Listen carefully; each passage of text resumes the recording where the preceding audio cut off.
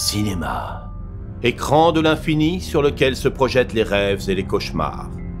Leur mission, vous faire découvrir des films oubliés, vous faire poser le pied sur des genres plus ou moins inconnus, et au mépris de votre santé mentale, vous faire avancer vers des contrées nanardesques. Le seul hic, c'est qu'ils ne le savent pas encore. Voici leur émission.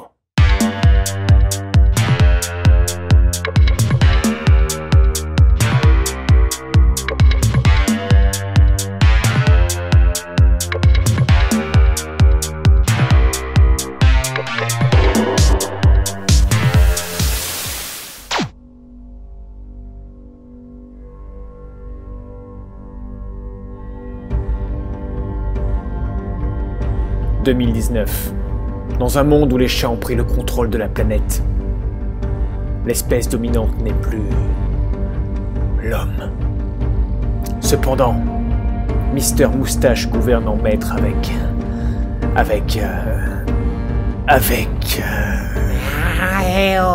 C'est moi, Mister Moustache, pas cet abruti. Lui, c'est mon animal de compagnie.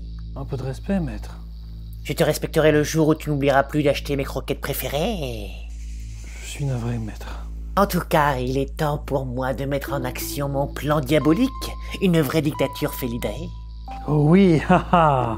Yaha, une seule police, la Catestapo. Diabolique, haha. Une seule émission de télévision qui diffusera en boucle des vidéos de chats mignons.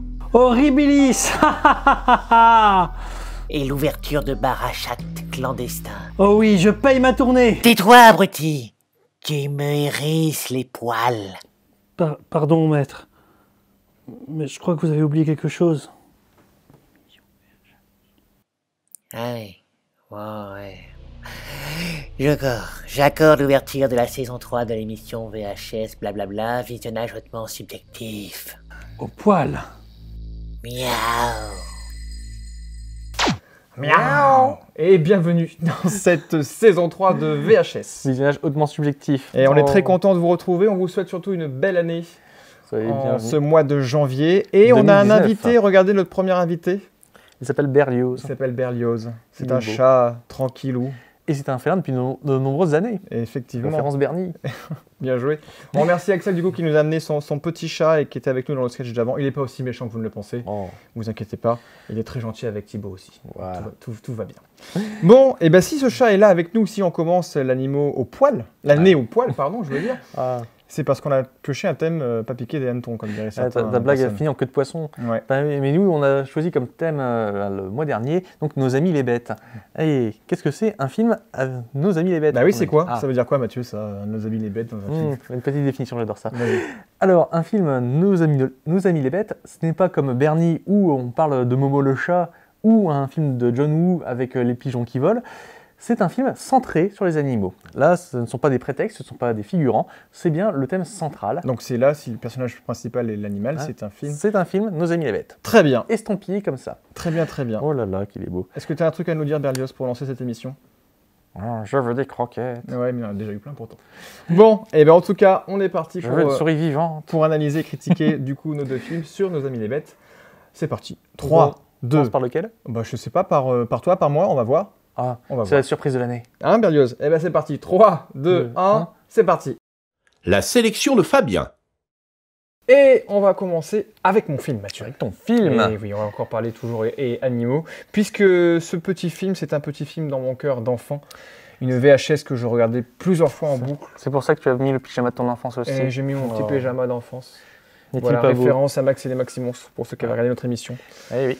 C'était sur quoi? Sur les films d'enfance, je crois. Les films d'enfance, oui, effectivement. Bref, en tout cas, aujourd'hui, on va vous parler de deux chiens et d'un chat, puisqu'on va vous parler de L'Incroyable Voyage, un film sorti du coup en 93, réalisé, alors je ressens son nom parce qu'à chaque fois je me trompe, Duane Duham, et nom simple. Effectivement, et qui était une production Disney. Puisqu'effectivement, Disney produisait beaucoup plus à l'époque qu'aujourd'hui des petits films familiaux, on va dire live. C'était l'époque du Disney Club. Ouais. Et il y avait donc les petits films. Donc voilà, donc il y a deux films, mais en tout cas je vais vous parler aujourd'hui du premier, L'Incroyable Voyage. Qu'est-ce que cela nous raconte? Eh bien on suit les aventures de trois animaux, donc deux chiens et un chat, qui sont confiés par la famille qui les a à une amie proche, puisqu'ils doivent partir en vacances. Ils vont déménager. Ils vont déménager aussi, effectivement, et ils partent du coup repérer ça. Ils laissent les animaux, du coup, à une amie. Voilà. Sauf que ces animaux sont très attachés aux enfants. 3 enfants, 3 animaux, 3 âges différents, donc 3 degrés d'animaux et de maturité différentes, on va dire.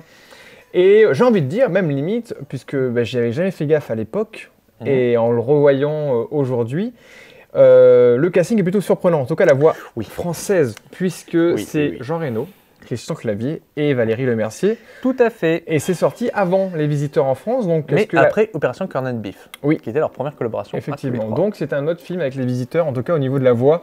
Donc c'est plutôt drôle de retrouver ces 3 voix sur ce film-là.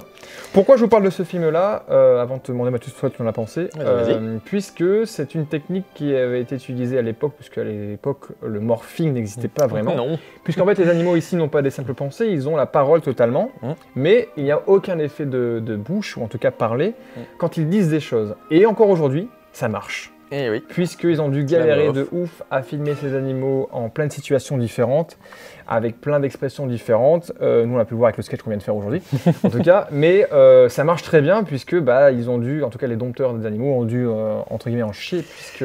ils ont même eu une plainte de la SPA, parce qu'ils ont perdu 3 chats.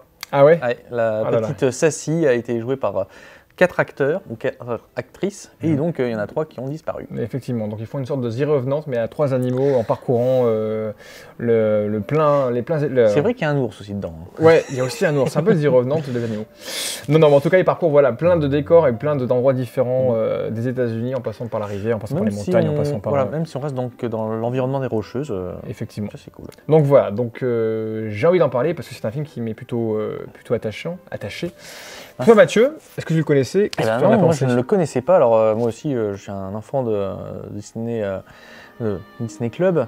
Moi, c'était plus le dessin animé, je dois dire. Mais là, je ne connaissais pas. Je connaissais un petit peu le style. J'ai reconnu le style très vite, puisque justement, c'est un petit téléfilm, ça se voit. Mais c'est un téléfilm qui a conquis le cœur du public américain et même mondial, puisqu'il a fait 41 millions en 90, oui, je crois que c'est 90. Ouais. Donc à l'époque, c'était une sacrée bonne somme, surtout pour justement un petit téléfilm que je pense qu'il a dû être fait pour moins d'1 million de dollars. Et qui a bien assez marché pour en faire un deuxième, effectivement. Tout à fait. Qui est un peu moins bon pour l'avoir vu. Il y a le 3e qui devait sortir en 2005, mais finalement, il n'a pas eu lieu. Donc le film... alors, ce qui était assez rigolo, c'est que le réalisateur, c'est son premier long métrage, et avant, il a été monteur sur Le Retour de Jedi et Blue Velvet. Changement total de style. Totalement. Mais on voit quand même sa qualité de monteur, puisque justement, le film, s'il n'a pas des plans de ouf, est très fonctionnel. Et surtout, un montage qui fait que jamais on ne s'ennuie vraiment. Non, et puis on sent que c'est bizarre de dire ça, mais on sent qu'il y a quand même une alchimie entre les animaux qu'ils ont pu progresser, parce qu'en fait les animaux c'est con, mais ils sont toujours très justes, en tout cas dans la façon dont a été amenée l'approche. Alors je pense qu'ils avaient un script de base avec des situations, mais que les dialogues ont peut-être sans doute été écrits après, en fonction de comment les animaux réagissaient. Mais ils sont mis dans des situations qui font que effectivement c'est encore crédible totalement, et cet effet de voix off qui est une voix parlée au final marche très très bien. Attendrissant pour nos oreilles, puisqu'effectivement Jean Reno est la voix de la sagesse. Petit cœur aussi. Christian Clavier est la voix un petit peu de la folie, de la jeunesse. Folie, et puis Valérie Lemercier campe très bien ce chat aristocrate. Ce chat aristocrate, ouais. donc c'était plutôt original. Qu'est-ce qu'on peut dire de plus Moi j'aurais 2 trucs à dire en plus. Ouais. C'est un peu lié, mais donc ce film est un remake d'un film sorti en 1963 qui s'appelait L'Incroyable Randonnée. C'était The Incredible Journey en anglais, c'est le même titre pour ce film-là, pour Incroyable Aventure. Et L'Incroyable Voyage, pardon. Et il se trouve que ces films-là sont tirés d'un bouquin, donc The Incredible Journey, qui raconte un voyage par contre au Canada. Il est sorti donc en 61, si je ne m'abuse. Je ne savais pas que c'était un remake. Tu me l'apprends. Donc, en sachant que justement, le film original, lui avait une particularité, c'est que justement les animaux n'avaient pas la parole. Donc tout se passait justement donc du contemplatif. C'est du contemplatif. D'accord. Donc, si vous avez l'occasion, vous pouvez comparer les deux styles. Effectivement. Bon, nous, on l'a vu en VF. Moi, je l'ai revu en VF parce que j'avais été attendri par la VF, mais à l'époque, le casting était quand même plutôt ça. On retrouve Robert Hayes, qui est quand même un acteur de seconde zone plutôt, mais qui est quand même plutôt connu aux États-Unis. Et en VO, on avait quand même les voix de Michael J. Fox, Sally Field et qui d'autre, et Don, j'ai perdu son nom, Don Alder, donc ils font toujours les voix de ces animaux.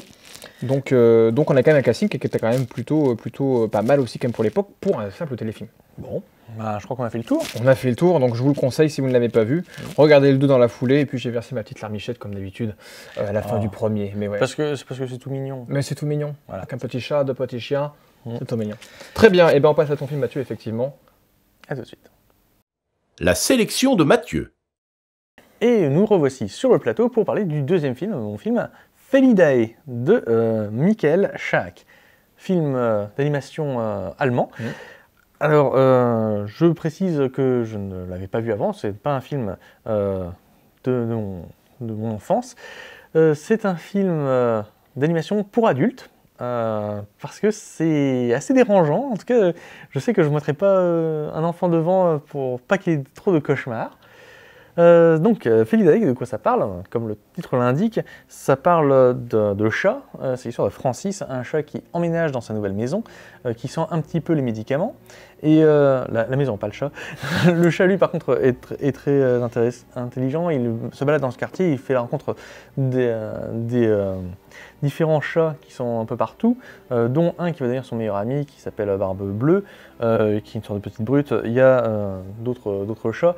Et surtout, il va découvrir qu'il y a des meurtres de chats qui se font. C'est la joie, c'est le bonheur. C'est la joie, le bonheur. Un film étonnamment violent pour un film allemand, puisqu'ils sont assez peu portés sur la violence dans leurs films d'habitude. Et par contre, truc très allemand, c'est qu'il y a une scène de sexe. Je crois que c'est la première scène de sexe félin que je vois au cinéma. T'as oublié Fritz the Cat? Fritz the Cat, oui.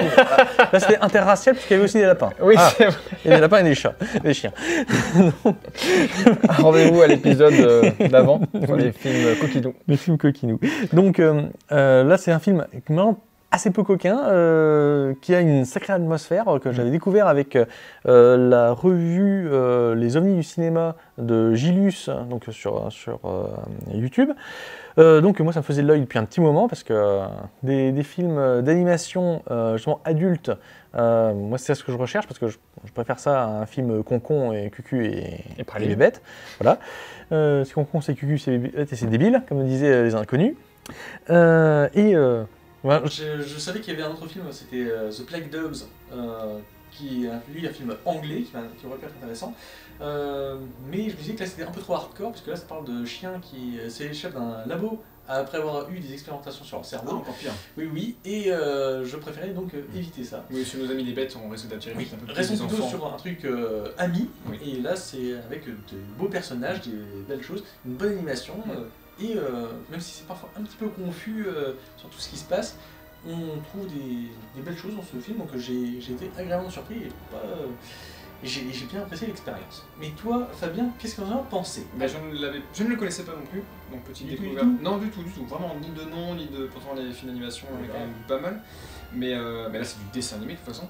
Mais non, moi j'avais. Après avoir le film, du coup, j'ai aimé la noirceur du film, effectivement. Donc, c'est pas aussi horrible que Mathieu pourrait l'annoncer, mais c'est vrai qu'il y a une certaine noirceur à ne pas montrer à des âmes sensibles, ou à des jeunes âmes, envie de dire. Mais il y a un petit côté de Bluff en fait. Moi, je vous renvoyais un petit peu des relents de propos, un peu comme dans Brisby, par exemple. Et là, c'est allemand, effectivement, on a toujours ce côté. Il faut une histoire de médecin dans l'histoire, c'est vrai que les médecins et les Allemands, il y a toujours eu un côté comme ça, et non, ils se regardent plutôt bien, l'animation est plutôt jolie, le personnage principal de Francis, effectivement, est très attachant. Et les seconds rôles aussi. Et les seconds rôles aussi, la VF, pour l'avoir vu nous en VF, on a très grand nom. Voilà, on a Benoît Lemann, il y a Patrick Poivet dans le rôle principal. Voilà, donc la voix de Bruce Willis en français, vous savez. Patrice Borg. Donc non, on a une VF qui est plutôt bien soignée, ça il n'y a pas de souci. Mais un propos qui est effectivement plutôt acerbe, mais plutôt aussi d'actualité encore sur la maltraitance animale, sur les expériences qu'on peut faire sur les animaux, et en tout cas la folie des 214 approuverait, je pense. La folie des expériences, la folie, et puis toujours le propos sur, encore un petit peu allemand malheureusement, mais sur une race pure. Oui, on a encore pas m'engueuler. Oui, on est encore dans ce côté-là, et non, c'est plutôt sympa, mais pas effectivement mettre sur toutes les têtes. Alors c'est aussi le film d'animation le plus cher encore aujourd'hui, je crois, de l'Allemagne. Ah ouais. Ça a coûté 10 millions de Deutschmark de l'époque. Mais franchement ça se voit parce que c'est pas un film qui a été rushé. Il y a des moments.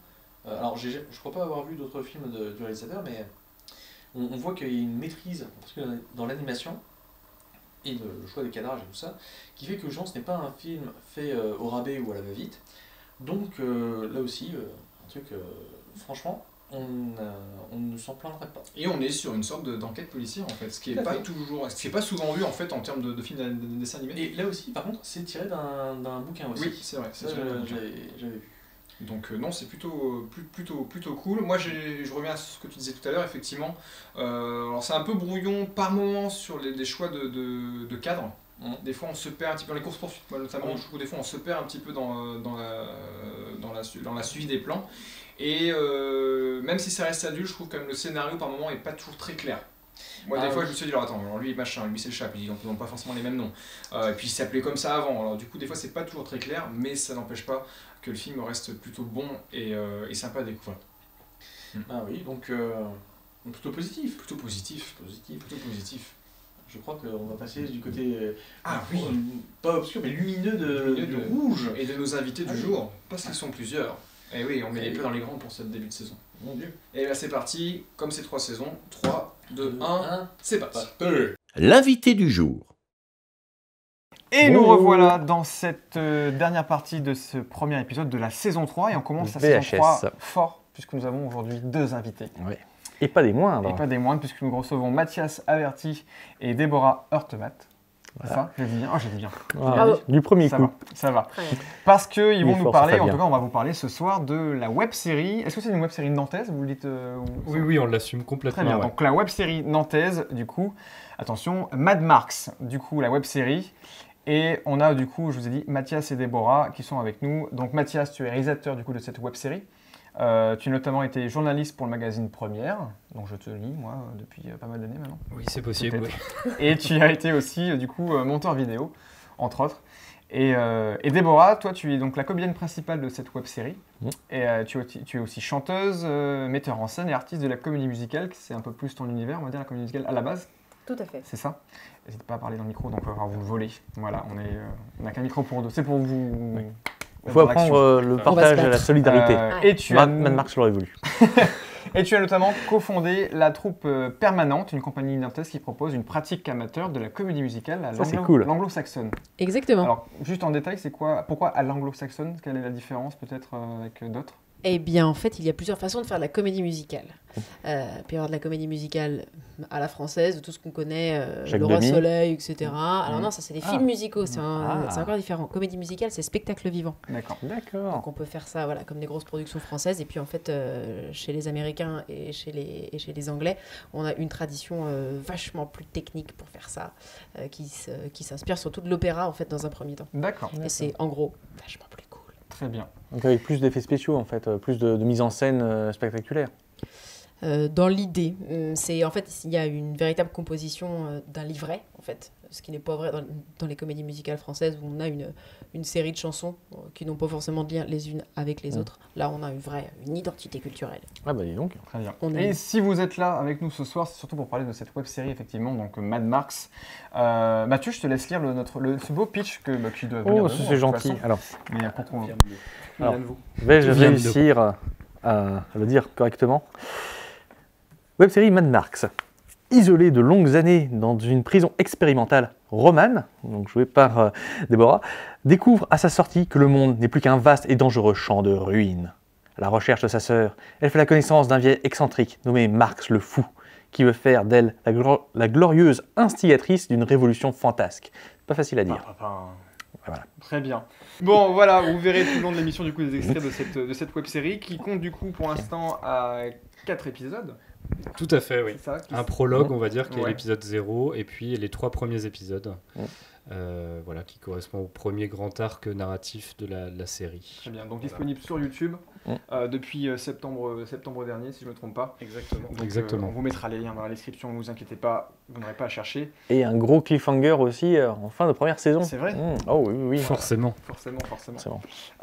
Très bien, puis on va vous questionner du coup sur cette web-série, nous en parler un petit peu plus et en profondeur. Et je vais commencer par vous demander, donc toi Mathias, donc tu es réalisateur comme je le disais, est-ce que tu peux nous parler un petit peu de l'origine du projet? Et ensuite Déborah, tu me diras qu'est-ce qui t'a plu dans ce projet et les attentes que tu pouvais avoir, en tout cas quel premier pas tu as fait peut-être dans la web-série avec Mad Max. Alors l'origine du projet, c'est un très très long projet, ça a pris 3 ans en tout. En fait, on s'est réunis avec toute notre bande d'amis. On avait tous soit des envies de faire du jeu de rôle en grandeur nature, la plupart étaient rôlistes. On était tous des gros geeks fans autant du Seigneur des Anneaux que de groupes de black metal obscurs, que de toute l'histoire de l'anarchisme à travers le XXe siècle, qu'on a toujours trouvé relativement oublié dans les livres d'histoire classiques.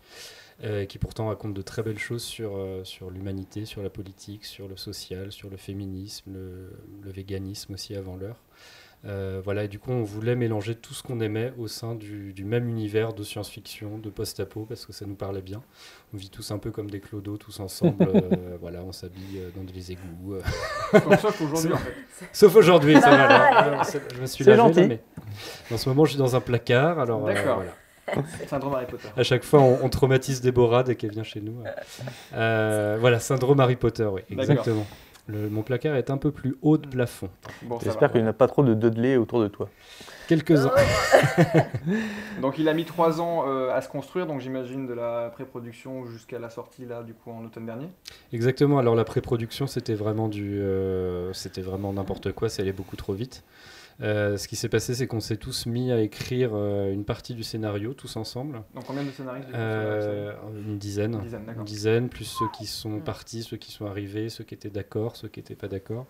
Voilà, on voulait faire en sorte que le projet soit le plus participatif possible, par rapport, justement, pour rendre hommage au Marx du titre.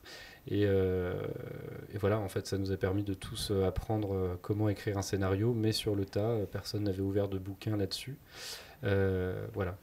Ça rappelle aussi un petit peu la fin du film Le Redoutable de Michel Hazanavicius, avec cette façon participative de faire un film. Exactement, oui. Quand j'ai vu le film Le Redoutable, j'ai explosé de rire à la dernière scène, parce que c'est exactement ça, avec les mêmes états d'âme un peu absurdes qu'on se pose. Oui, mais est-ce que c'est pas de droite de prendre une décision? Où est-ce qu'on en est? Non, c'est exactement ce qui se passait, quoi. Très bien. Voilà, sauf qu'on est habillé un peu plus en noir et un peu moins avec des sarouels et tout ce genre de choses bizarres. J'imagine bien, saison numéro 2 contre les SJW. Attention. Exactement. Et toi Déborah, du coup, comment t'es arrivé dans le projet? Qu'est-ce qui t'a plu et quelles ont été peut-être les attentes que tu as pu avoir? T'en ressors comment de ce projet? Comment c'est arrivé et comment t'en ressors? Eh bien, c'est arrivé par hasard. Mais complètement par hasard, tatata. Ouais. C'est donc pas une structure dialectique qui t'a amené sur ce projet? Eh bien, pointant, mon ami. Oh c'est là là. plutôt un ami dialectique, du coup. C'est plutôt ça. Dialecticien. J'étais dans la même formation en fait, de comédiens et de comédiennes que Henri, qui joue le deuxième personnage principal de Mad Max. Oui. Marx le fou. Bah oui, justement. Justement lui. Et un jour, il me fait ouais, machin, j'ai des copains qui font une web-série, je sais pas quoi. Ils font un casting, ils ont besoin de figurants, viens. Voilà. Ok. Déjà, l'ordre bolchevique. Donc déjà, t'es rien. Bon, je me suis dit, j'avais rien à faire, ce qui est assez rare à ce moment-là. Et du coup, j'y suis allée et je suis arrivée dans une espèce d'appart avec plein de gens. Un peu étrange. Ils faisaient passer des castings, machin. Je passe le truc. Bon, super. Et puis on me dit, bon, écoute, finalement, on n'a plus de rôle principal. Tu veux bien être le rôle principal? Et du coup, en fait, ils ont transformé l'intégralité du script qui était écrit à la base pour un homme. D'accord. Et hop, ils ont tout réécrit, roule ma poule, et je me suis retrouvée embarquée dans un machin, ni une ni deux, saute à pieds joints, et puis... D'accord. et puis va dans un environnement noir et voilà. Et t'avais déjà tourné dans des projets filmiques avant ou que t'as fait que du spectacle vivant? Très très peu. Moi j'ai fait essentiellement du spectacle vivant. C'était ma première grosse expérience en gros audiovisuelo-cinématographico truc. Mais au moins tu marches dans les traces de Sigourney Weaver qui elle aussi son premier grand rôle c'était Alien. C'était un rôle au départ écrit pour un homme et ça l'a propulsé. Si ça se trouve. Si ça se trouve. Il y a peut-être un alien dans la saison 2. Non. Moi je dirais plutôt qu'il pourrait y avoir de la brume et des gorilles dedans. Oh Bien joué Mathieu, bien joué. Il est en forme pour cette rentrée. Cinéphilie, nous voilà. Très bien, donc du coup, oui, donc c'est beaucoup bousculé pour toi. Donc les attentes, tu les as pas eu le temps de les avoir parce que tu as dû suivre le train en marche. C'est ça, aucune attente, boum, vas-y, ok, génial. Et le tournage s'est passé sur combien de temps du coup? 3 ans. Non, pas 3 ans. Je dirais quand même 2 ans et demi. En fait, on a tourné les épisodes 6 et 7 d'abord, qui ne sont pas du tout au montage, et qui ne sortiront jamais. On les veut. Mais si. Voilà, dans lequel, je spoil parce qu'on les verra jamais à l'écran et ça sera quelque chose d'assez inédit comme ça pour vous. Vous le savez. Alors qu'il n'y avait pas d'alien. Pas loin. Mais en gros, Déborah trouvait un compagnon de voyage et passait 2 semaines chez des espèces de paysans qui se nourrissaient exclusivement de sédum, qui était une sorte de drogue psychédélique. Et c'était un mélange de, je sais pas, de... Mais c'est pas un colco, ça? Bah, un peu, mais ils en avaient pas conscience. Donc finalement, il y a toute une dialectique autour du chant, de la drogue et tout. Non, et du coup, on a tourné tout ça. On s'est enfermé dans un moulin en Vendée, chez les parents d'un ami qui avait ça, qui nous servait avant de lieu de soirée, de débauche extrême, et qui est devenu une sorte d'endroit studieux où l'alcool était quasiment interdit pendant ces 2 semaines de tournage. On a tourné ces épisodes 6 et 7 qui ne sont pas dans les séries et ne le seront jamais, mais qui nous ont appris un peu plus à savoir se servir d'une caméra. Oui, ça vous a permis de faire une maquette, ou en tout cas de maquetter un petit peu le projet. C'est un entraînement. Exactement, ouais, c'était un entraînement. Faut dire cool. ça. Oui. Comment avez-vous réuni les fonds et le matériel nécessaires, surtout en province? Parce que oui, nous ne sommes pas chez ces petites élites parisiennes ou germanopratines, quoi, nous, hein? Quand même. Alors, alors ça a été assez simple. On a tous mis 50 €. On était une quinzaine ou une vingtaine vraiment à lancer le projet. Et puis, on est parti sur ça. Moi, j'avais un 600D donc, de Canon, le petit appareil photo réflexe, plutôt premier prix. On s'en est servi. J'avais 2 objectifs différents. 3 mandarines. Donc les mandarines, ce n'est pas la nourriture de la régie. Voilà, exactement. Des petits projecteurs. 3 projecteurs. Et puis un zoom standard avec un micro russe. Alors, Octave. Le zoom aussi, c'est pas un zoom optique, c'est un petit appareil pour enregistrer le son. Voilà, tout à fait. Et on s'est lancé avec ça. Et vraiment, on savait juste qu'il fallait 3 projecteurs pour faire un éclairage 3 points. On savait pas ce que c'était, mais en tout cas, on avait les projecteurs.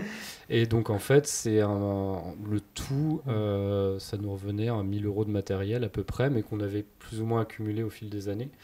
Donc on n'a pas eu à investir là-dessus directement. Donc en fait, tout ce qu'on avait comme argent, on l'a dépensé dans les costumes, les décors et un peu de route. Voilà. Les SFX aussi, du coup les SFX ont été faits bénévolement par Fernand, du coup, justement, qui est un excellent génie, on va dire. Il n'y a pas d'autre mot parce qu'il est vraiment très fort. Et c'est un mec super sympa aussi. Exactement. Et voilà. Je ressors avec des images en tête parce que avec le matériel que vous avez, vous êtes plutôt bien démerdé. Largement. Il y a des images et même les effets spéciaux qui sont simples à utiliser, mais sont vraiment cohérents et marchent bien. Et surtout, ils sont utilisés à bon escient. Ouais, donc, ils sont bien amenés. Vraiment. Exactement, on voulait vraiment faire quelque chose qui soit plus expressionniste et un peu stylisé plutôt que rechercher le réalisme là-dessus. C'est vraiment jouer sur des ombres ou vraiment de la 2D un peu plus améliorée que de la grosse 3D ultra réaliste. Donc le choix du noir et blanc alors peut-être. Exactement. Tout ça c'était un moyen de cacher aussi notre manque de moyens et surtout de se concentrer pour faire un beau plan ou un beau cadrage ou une belle lumière.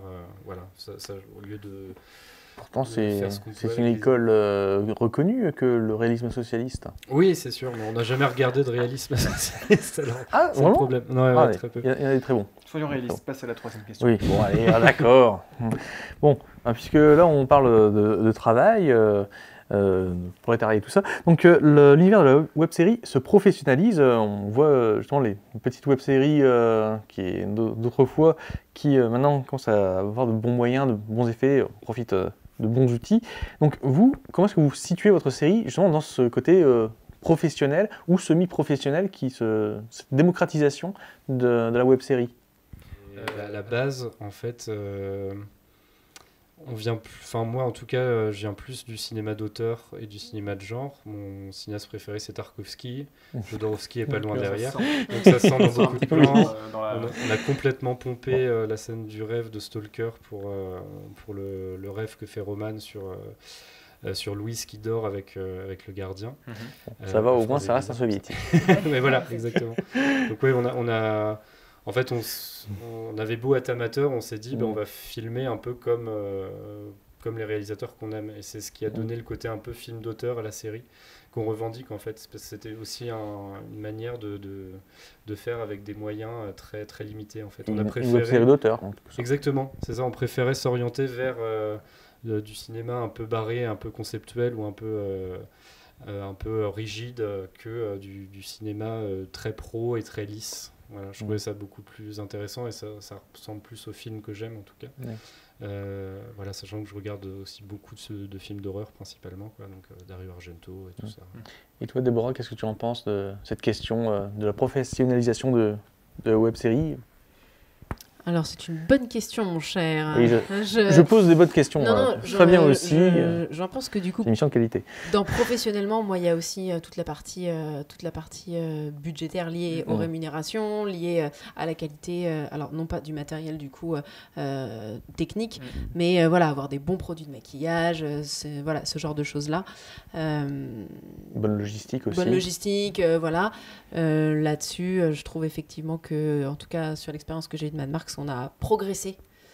Après, j'ai pas forcément d'éléments de comparaison avec d'autres web-séries, à part certains copains et certaines copines. Non, on sent que vous avez placé le détail quand même à tous les niveaux. Et c'est pas forcément toujours évident, puisque on a l'image, le son, mais il n'y a pas que ça. Il y a toute la direction, on va dire, artistique derrière, en passant du comédien jusqu'au maquilleur, quoi, par exemple. Exactement, et on a voulu faire une série qui était à notre image, c'est-à-dire limitée dans les moyens, très limitée. Et même dans les connaissances techniques, on savait faire très très peu de choses. Il n'y avait que les ingé-sons et le chef éclairagiste qui avait fait des vraies études là-dedans. Donc c'est-à-dire, ces moyens limités, mais par contre, on avait toute cette connaissance de l'underground qui nous a permis en fait de mettre du détail partout et des détails plutôt réalistes parce que c'est des lieux où on va tout le temps. Tu pensais au concert de hardcore, c'est exactement tout ce qu'on a pu remettre en scène à l'identique parce qu'on a vécu forcément ces concerts de hardcore plein de circle pit, de pogo, de machins. Gaspard Noé a vécu ce qu'il a filmé lui. Je pense pour une bonne partie. Oui, en même temps, ça veut dire qu'il n'a pas vécu grand-chose. Hein. Merci Mathieu. Il a aimé le film, ça se voit. Non. Bon, du coup, Mad Max, la première fois que j'en ai entendu parler, on pense forcément à Karl Marx, on parle forcément à Mad Max, donc c'est plutôt original. Je crois que c'était voulu. Je crois que c'était la fin de ma question, Mathieu, ça arrive. C'était plutôt original. Du coup, j'ai envie de dire pourquoi et quels sont les enjeux que vous voulez exprimer, déjà par rapport à ce titre aussi, et par rapport à ce qu'on peut voir dans cette première saison. Alors l'enjeu principal de Mad Max qui moi m'a un peu motivé pendant ces 3 ans, c'était de réconcilier la pensée anarchiste et communiste libertaire à l'underground actuel, qui se désolidarise énormément en fait de cet héritage un peu libertaire. En se revendiquant d'un certain apolitisme. Le problème, c'est que cet apolitisme, il mène forcément à la droite dure, la droite de Macron ou l'extrême droite, qui sont des choses qui, moi, me parlent assez peu, et qui sont dommages parce qu'en fait, c'est le vent, en fait, extrêmement créatif des années 70, il vient des courants libertaires, il vient de cet esprit libre, de cet esprit libertaire, et c'est pour ça que quasiment tous les films des années 70 sont encore des chefs-d'œuvre aujourd'hui. Et en fait, l'esprit libertaire est juste inhérent à la culture underground, aux cultures alternatives, et il faut refaire jaillir ça en fait. Le propos n'a pas encore d'actualité en fait, sous différentes formes peut-être, mais effectivement, quand j'ai vu votre série, ça m'a fait réviser un petit peu le concept de Marx, quoi, mais c'est vrai que c'est encore percutant en fait encore aujourd'hui, et que ça n'a pas beaucoup évolué. Bah oui, et puis voilà, on voit ce qui se passe aujourd'hui actuellement, même avec les gilets jaunes et tout ça. le fait qu'on voit un boxeur commencer à agresser un flic ou à défendre une vieille dame qui était à terre. Également, oui. Précisons. Toutes ces, enfin moi je suis du côté du boxeur, hein, c'est pas le problème. Bah pareil, c'est ça. J'essaie d'être objectif, mais en fait quand on voit le nombre de personnes qui ont rejoint le mouvement des Gilets jaunes alors que 2 semaines avant ou 2 mois avant, c'était des personnes non politisées ou qui n'espéraient pas grand-chose de la politique actuelle, on se rend compte à quel point l'urgence en fait de remettre la chose politique au milieu du débat et de reprendre nos vies en main est extrêmement importante en fait. Voilà, donc il y avait un enjeu quand même aussi de position politique, inconsciemment forcément. Exactement. Quand on parle de Karl Marx. Parce que personnellement, on était tous démotivés tout le temps en fin de manif à boire des coups en se disant que la révolution serait pas pour ce soir. Puis c'est là qu'on a commencé à lancer Mad Max parce qu'on n'avait pas d'assez gros bras pour faire les Black Blocs. C'est une autre façon de s'exprimer. Voilà, et c'est une autre manière de faire on va dire du terrorisme culturel. L'ancienne expression, voilà. Mais en gros, y apporter ce qu'on savait faire, en tout cas ce qu'on voulait faire, et voilà, ça nous a aidé un peu à combattre la grisaille que peuvent donner en fait les idéaux politiques, voilà, et à en refaire quelque chose de positif et de beau dans nos vies, quoi. Très bien. Et on s'est dit, qu'est-ce qu'on aimerait voir ou comprendre de Karl Marx à l'écran. Et en fait, on a juste mélangé les 3 grands sages qu'on connaissait le plus, c'est-à-dire Gandalf, le professeur Xavier et Dumbledore. Et pour nous, c'est même pas du tout mélange. Voilà, exactement. On a remis un peu de marxisme dessus et on a vu que ça collait bien parce qu'au final, la culture populaire aussi marche beaucoup sur ça. Et on se rend compte que, tout autant que le vent libertaire fait avancer le monde et fait avancer l'histoire, en fait, il y a une sorte de sagesse. Je sais pas, chez les personnes âgées au cinéma, qu'on trouve un peu. C'est ce que disait comment s'appelle Orwell avec la Common Decency. Donc enfin bref, Staline ne passera pas. Et il passera tellement pas que les comédiennes novices dans tout ce qui concerne ces histoires de marxisme libertaire, etc., ont beaucoup appris en jouant dans cette web-série. C'est bien. Pédago-ludique, pendant qu'on tourne, c'est incroyable. C'est excellent. Tu nous as beaucoup appris sur les thèses féministes et tout ça. Voilà, donc ça a été un échange aussi. C'était un bon moyen de mettre aussi nos idéaux à l'épreuve en fait et de voir ce qui était possible, ce qui l'était moins et de vivre avec en fait, et de voir jusqu'où on pouvait aller, quoi. Donc là, c'est un petit peu la société sans école de Ivan Illich. Il faut un échange pour apprendre plutôt qu'une transmission de maître à élève. C'est une façon de voir aussi. Bon, une dernière petite question, puisque forcément, saison 1 et web-série veut dire toujours une continuité dans un sens. Et tu viens de nous teaser aussi qu'il y avait un épisode 6 et un épisode 7 qui était prévu. Donc, est-ce qu'il y a une saison 2 on veut, s'il te plaît. Oui. Alors, toi, t'en penses quoi, Déborah? Est-ce que tu re-signes pour une saison 2? C'est pas comme Game of Thrones où on parle de. Il faut prévoir le planning très à l'avance. Voilà. Mais 3 ans. 3 ans. Très booké, très booké. C'est le plan triennal. C'est ça. Je dis ça parce que j'ai lu le générique jusqu'à la fin du dernier épisode. Moi, je l'ai le générique jusqu'à la fin. Moi, je suis très bien. Ça. Donc, du coup, je vois qu'il y a un appel quand même à la révolte. À l'avenir de la série. J'imagine que le cliffhanger fait que forcément, on a envie de voir quand même. Il n'y a pas une finalité encore en soi dans la saison 1. Exactement. Bien sûr, on sait comment la série peut finir, mais après, le problème, c'est que maintenant qu'on sait comment fonctionne un peu mieux le cinéma, on a toutes les raisons du monde d'avoir peur. Parce qu'on ne savait pas trop dans quoi on s'embarquait à la première saison. On savait juste qu'il fallait en finir, sinon on allait en crever. Mais, enfin moi en tout cas. Mais maintenant que j'ai conscience de tout ce qui est compliqué et de tout ce qui est dur à gérer, ça me fait un peu plus flipper. Et en même temps, c'est extrêmement motivant parce que j'ai plein d'idées en tête, j'ai plein d'envies aussi pour écrire ça, filmer ça et tout. Et ce sera, je pense, 10 fois mieux que cette première saison, je pense. Il y a tout. Donc c'est un oui. Il y a vraiment plein de. C'est un oui plus qu'un non. Oui. C'est un oui, mais ça va prendre du temps. Bon, très bien. Très bien. Peut-être d'autres projets pour toi aussi, Déborah, en parallèle de Mad Max sur la scène. Carrément. Beaucoup de musique, beaucoup de chants, des comédies musicales, un spectacle vers la mi-juin. Alors ça s'appelle De part et d'autre et ce sera à la Salvas par la troupe permanente. Donc il y a déjà ça. Je fais partie d'un collectif de théâtre musical improvisé aussi, donc beaucoup de musique, beaucoup de chants. Moi, je suis pas tant noir et blanc que ça, plutôt couleur et paillettes, c'est l'idée. Et peut-être Mad Max en comédie musicale. Alors, c'est une idée, c'est-à-dire que j'avais l'idée, c'est une bonne idée, effectivement, de réaliser on mettra des lunettes 3D, mais pour que ce soit en noir et blanc. C'est un concept, franchement. Un film spectacle avec des lunettes où tu vois en noir et blanc. Ne nous donne pas de mauvaises idées. Il s'emballe. Mais oui, tu avais prévu d'écrire une comédie musicale pour l'épisode 7, justement. Voilà, un peu psychédélique avec des prolétaires qui tapent sur des tambours pour faire le rythme. Voilà. Une chambre en ville on peut faire de Jacques Demy. À un moment, une petite fille qui passe avec un gilet jaune. Exactement. Et on voit la couleur. Exactement, mais c'est l'idée de cette deuxième attention, saison. parce qu'elle finit pas bien, la petite oui, non, fille. Tout le monde l'a pas vu encore, cette fille. Dans Mad Max non plus, elle finira mal. Non, mais c'est vrai qu'on a l'idée dans cette deuxième saison d'explorer aussi beaucoup de genres de cinéma différents aussi, qu'on a très, très brièvement aperçu dans la saison 1 aussi.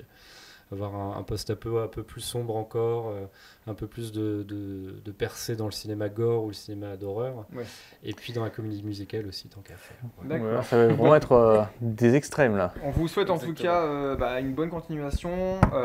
Merci d'avoir été avec nous. Merci beaucoup.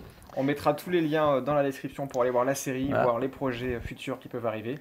Et un lien vers Permanente aussi. Exactement. Et puis voilà, donc j'espère que la suite de Mad Max arrivera. En tout cas, on a hâte de voir la suite, en tous les cas. Le rituel. Le rituel, Mathieu. Avec ce beau chapeau prêté par quelqu'un, parce que vous l'avez encore oublié. Oui, je sais. Le beau chapeau, on va te le coller à la fin. C'est notre opium à nous. Nous avons du peuple aussi, mais nous avons notre religion. Donc là, on va vous faire piocher comme d'habitude, si vous savez. Suivez le dogme. La gimmick de l'émission. Le thème du mois prochain, donc le mois de février. On va bien mélanger. Une main innocente. Donc ça va, c'est des thèmes apolitiques. Hop. Quoique. Non, je plie, Mathieu. Oui, mais mal non. plié. Non. Tu laisses. Voulais qu'ils piochent celui-là. Ils piochent ceux qu'ils veulent, mais tu les laisses tranquilles. Je mélange. Voilà, le chapeau Made in China. Et ça dure. Hein. Non, je rigole. Allez, ça pioche. Déborah. On va parler de... Western. Ouais, on va parler de western. C'est toi qui voulais que ce soit ça qui sorte. Ça vienne. Mais en plus, je l'ai rajouté le mois dernier, ce thème. C'est un thème qu'on n'a pas encore parlé. Et un de nos derniers thèmes larges, on va dire, du cinéma. Oui, c'est vrai. On a presque tout fait, comédie, drame, thriller, film d'horreur. Et western, ça arrive le mois prochain. Les films coquinous. Ça ne l'est plus. Donc, on vous parlera de western le mois prochain. Je pense qu'on sortira les guns pour l'occasion. Et puis voilà, donc j'espère que vous avez passé un bon moment encore. On est très content de pouvoir vous retrouver pour cette nouvelle saison, donc encore 12 mois avec vous. Et voilà, on vous dit à bientôt Mathias, à bientôt Déborah. À tout vite. À bientôt. Et puis Mathieu, encore une fois, c'est encore la gimmick, le mot de la fin. Attention, c'est original. Moi j'ai dit pantoufle. À bientôt sur Studio TV. Il l'avait déjà fait celle-là, c'est pas grave. Non, je l'avais pas fait. Allez, 3, 2, 1, bye.